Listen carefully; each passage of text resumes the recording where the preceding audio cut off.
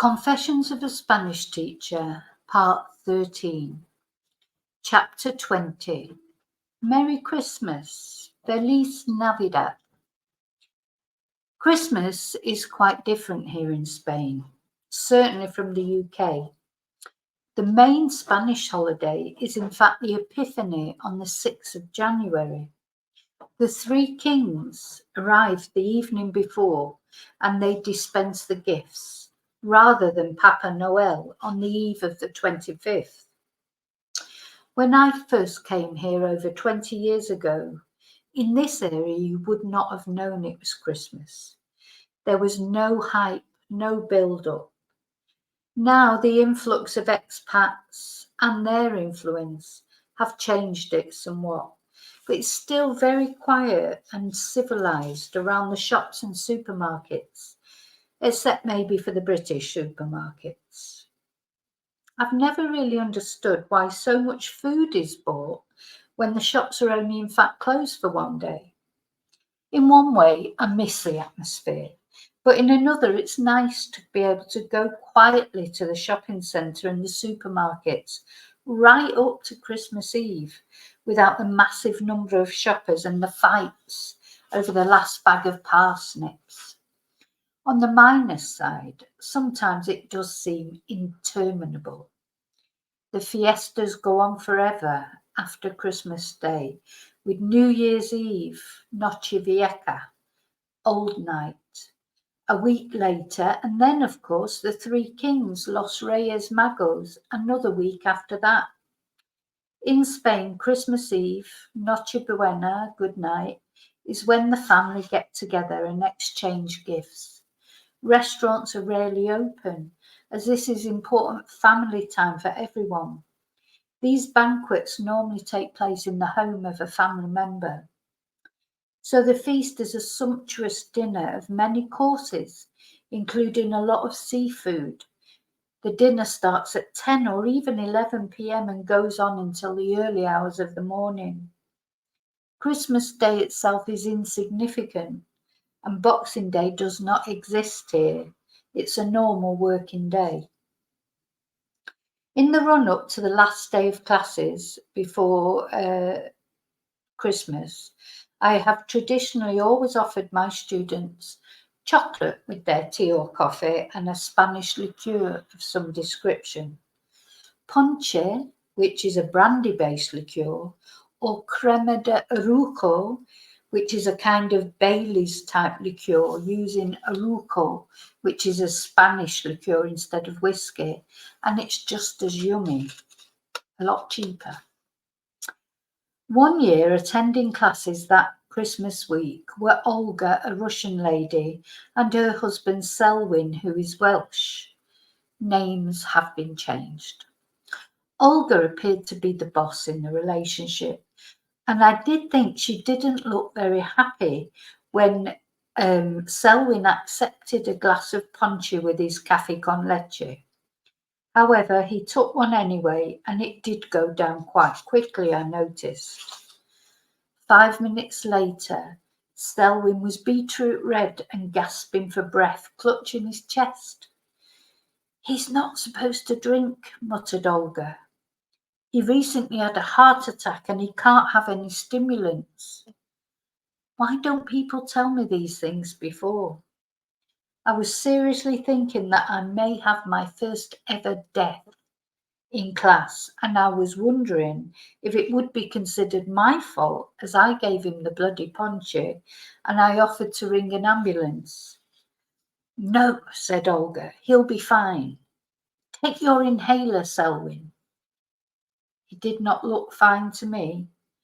I've never seen anyone as red as that. But Selwyn did as he was told. He took his inhaler and he went outside for some fresh air. Slowly but surely he returned to normal. Phew. Chapter 21. El Príncipe Center is born with Charliecom. Nació el Príncipe Center con Charliecom. This part of Spain in the late 90s was a bit of a communications black spot. The internet was yet to arrive, and in fact, you would struggle to make even a phone call, as mobile masts were few and far between, and functioning landlines were like gold dust. Most people had a kind of radio phone in the house that only worked with the following wind and if there was an hour in the month. People got together mainly in bars, and if you wanted to talk to people, that was where you had to go to find them. When Charlie arrived in my area from the UK, he was a bit of an enigma as he knew about computers. He quickly earned the nickname Charliecom for this very reason. That's not his real name. He started to come for Spanish classes in my home, and he took me out a couple of times, but only as a friend, and we got chatting. I told him that I was a bit fed up of teaching in people's houses and in my house, and I'd seen a locale, or in other words, office space, available for rent that I thought was suitable for a language school. I was a very poor single parent just trying to earn a living in a country where doing just that is notoriously difficult. I didn't have the cash needed to set up a school where I would have to pay advance rent and buy desks, chairs, etc., and have a receptionist. Charlie had money. I never really found out exactly where this money had come from. Well, it wasn't my business anyway, and he was a dabbler. He didn't need to earn money, but he needed something to do. He was bored. In the UK, he had worked and worked, earned lots of money, doing what I don't know, and eventually he had bought himself a fantastic big house. However, he told me that when he went in and closed the door, it was just an empty house, as he had no family. So he'd sold it up and come to Spain in search of something to occupy his time. He wanted to set up an internet cafe, an absolute novelty here at the time. Most people did not have internet at home. He also planned to teach people how to use computers. So I took him to see the locale I was interested in, and lo and behold, we found out it was in a place where internet was available. We decided to rent it together.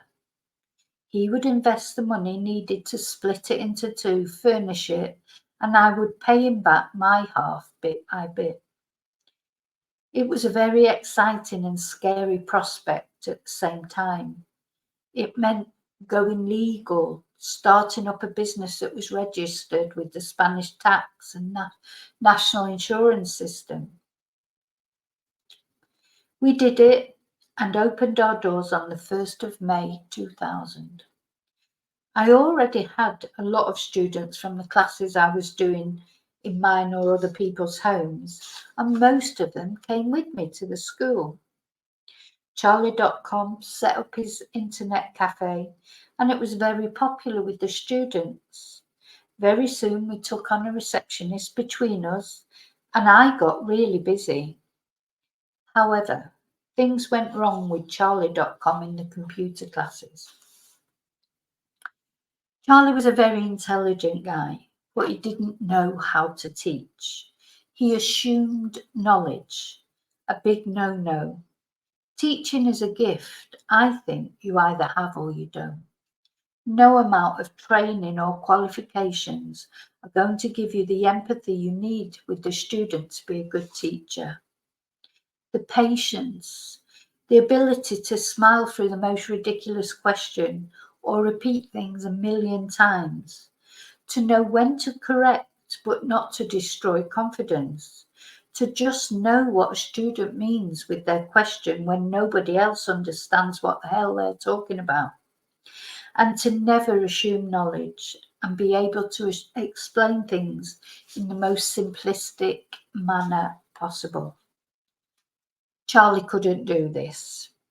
Most of his students, like mine, were older, possibly retired people who had probably never touched a computer in their lives. He couldn't seem to understand that if you told someone to right-click twice on the mouse, they would not necessarily understand what he meant. Firstly, they didn't even know what a mouse was, and secondly, they didn't know how to right-click. At the end of the day, you have to start with the very basics and explain everything with beginners.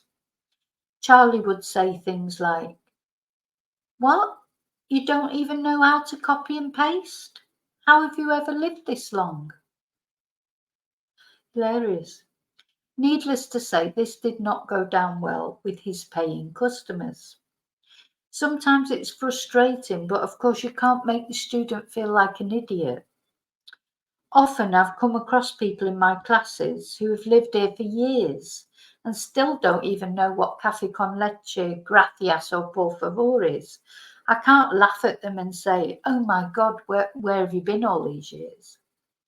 So inevitably, Charlie's computer classes did not work out.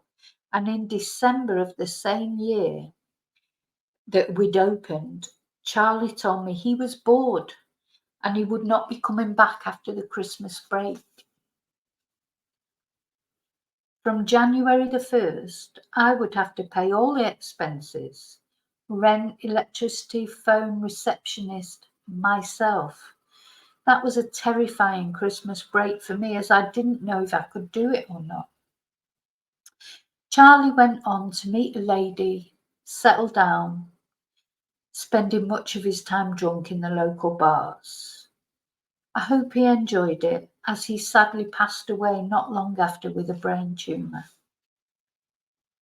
Charliecom was irritating at times and could be difficult to work with, but without him, there never would have been an El Principe Centre. So rest in peace, Charliecom. Thank you.